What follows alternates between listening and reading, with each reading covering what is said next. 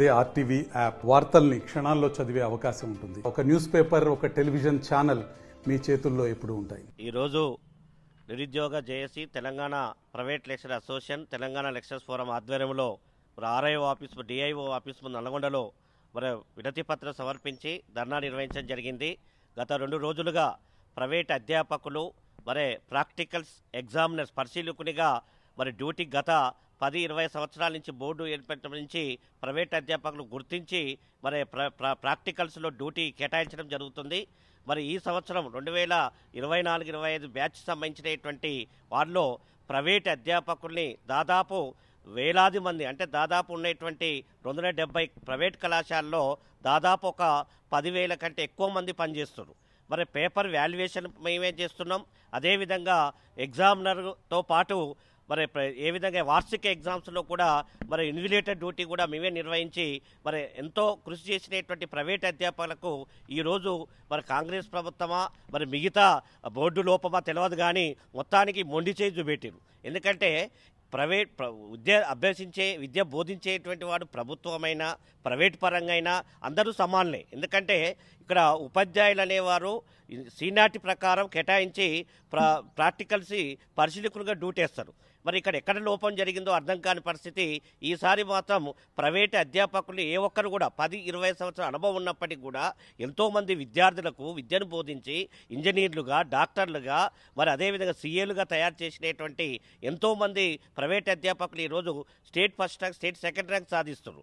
ఇక్కడ ఎక్కడ కూడా ఆ ర్యాంకులు సాధించినప్పటికీ కూడా, ఎంతో అనుభవం ఉన్నప్పటికీ కూడా ఈరోజు 2025 బ్యాచ్కి మాత్రం ప్రాక్టికల్స్లో ప్రైవేట్ అధ్యాపకుని అంటే తెలంగాణ రాష్ట్రం మొత్తం కూడా ఒక 10 మంది కూడా డ్యూటీ పడలేదు. 10,000 మంది కంటే ఎక్కువ ఉన్నటువంటి వాళ్ళందరిలో కనీసం 10 మంది కూడా డ్యూటీ పడలేదంటే ఇది ఆశ్చర్యాదకమవుతుంది. ఇది అగర్వం, ఆత్మవిశ్వాసాన్ని కోల్పోయే విధంగా ఉంది.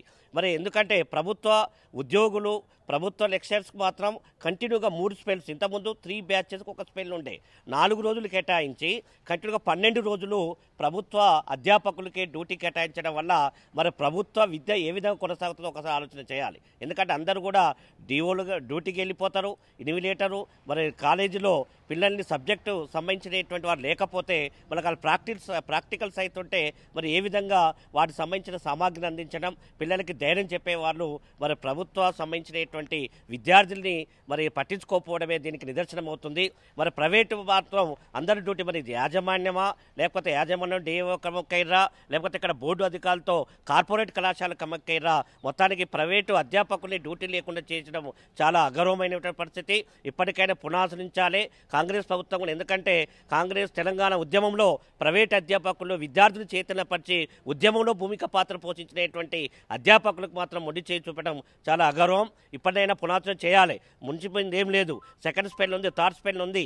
ఎక్కువ డ్యూటీని కట్ చేసి బోర్డు కమిషన్ పట్టించుకొని వెంటనే ఈ విషయాన్ని పరిగణలో తీసుకోకపోతే రేపటి నుంచి పెద్ద ఎత్తున ఆల్ తెలంగాణ రాష్ట్రంలో ప్రైవేట్ అధ్యాపకులు కలుపుకొని పెద్ద ఎత్తున ఉద్యమం చేస్తామని చెప్పి హెచ్చరిస్తారు. ప్రైవేటు అధ్యాపకులకు ఈ యొక్క ప్రయోగ పరీక్షల లోపల ఏ ఒక్కరికి కూడా ఆర్డర్స్ అనేటువంటిది ఇష్యూ చేయలేదు. ఏందని చెప్పేసి మేము డిఐఓ గారిని వచ్చి అడిగితే మాకు సంబంధం లేదు, అంతా బోర్డు చూసుకుంటుంది, పైన ఉన్నటువంటి అకాడమిక్ మొత్తం కూడా వాళ్ళు చూసుకుంటారు, వాళ్ళ వల్లనే మాకు ఈ సమస్య అనేది ఎదురవుతుంది, మేమేం చేయమని అంటున్నాడు. బోర్డులో అడిగితేనేమో ఇక్కడనే డిఐఓ వాళ్ళు చూసుకుంటారు, డిఐఓ సంబంధిత జిల్లాలో వాళ్ళే చూసుకుంటారు అని చెప్పేసి వీళ్ళు అంటారు. ఇద్దరి మధ్యలో ప్రైవేటు అధ్యాపకులకు చరిత్రలో, ఇంటర్మీడియట్ బోర్డు చరిత్రలో ఎప్పుడు కూడా జరిగినటువంటి ఈ యొక్క ఆర్డర్ల ఇష్యూ అనేటువంటిది ఈ సంవత్సరం 2024-25 సంవత్సరంలో ప్రైవేటు అధ్యాపకులకు ప్రయోగ పరీక్ష లోపల ఆర్డర్స్ ఇవ్వకుండా ఉండడం అనేటువంటిది ఇది మొదటిసారి. ఇంకోటి విధం ఏంటంటే ఓకే, ప్రైవేట్ ఇది నిబంధనలకు విరుద్ధంగా, ప్రభుత్వ రూల్స్కు విరుద్ధంగా ఇలా బోర్డ్ ఆఫ్ ఇంటర్మీడియట్ నడుపుతూ ఉన్నది ప్రయోగ పరీక్షల్ని. ఎట్లా అంటే ఒక వ్యక్తికి, ఒక ప్రభుత్వ అధ్యాపకునికి 4 ఆర్డర్లు ఇవ్వడం జరుగుతుంది. 4 ఆర్డర్లు ఏ రూల్స్ ప్రకారం ఇచ్చినా డిఏఓ గారిని అడిగితే అది ఇచ్చేది లేదు అని అంటుండు. ఇచ్చేది లేనప్పుడు నువ్వు డ్యూటీ కట్ట పంపినావంటే నాకాడ సమాధానం లేదంటుండు. ఈ విధంగా బోర్డ్ ఆఫ్ ఇంటర్మీడియట్, డిఐఓ అధికారులు అస్తవ్యస్తంగా ఉన్నటువంటి యొక్క వ్యవస్థను పునఃపరిశీలించాలని విద్యాశాఖ మంత్రి ముఖ్యమంత్రి గారి దగ్గరనే ఉంది.